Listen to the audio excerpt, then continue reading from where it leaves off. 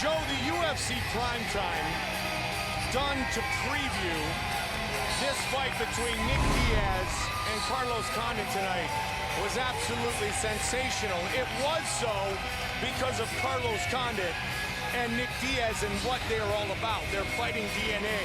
But I think the best quote that I heard from the longtime trainer of Nick Diaz, the great Cesar Gracie, is that Nick shuns the spotlight and craves only combat.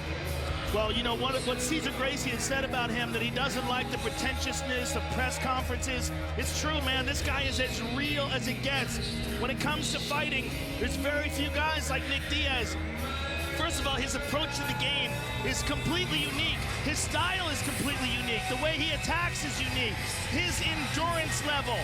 There's very few human beings, forget about fighters, but very few people, even endurance athletes, that have the aerobic capability that Nick Diaz has. Nick Diaz steps into the United States Marine Corps prep point. The United States Marine Corps, the few, the proud, the Marines.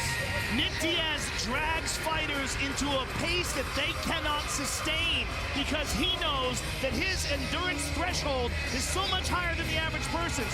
One of the days they came to watch him train, he sparred 15 rounds, ran 5 miles, and then swam for an hour and a half.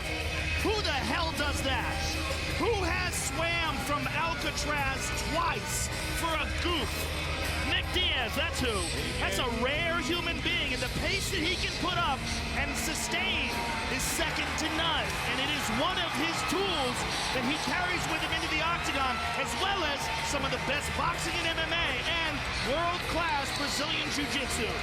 Both men have excellent jiu-jitsu. Both men love to strike. Both men define mixed martial artists. Both men truly represent the fighting spirit of the UFC.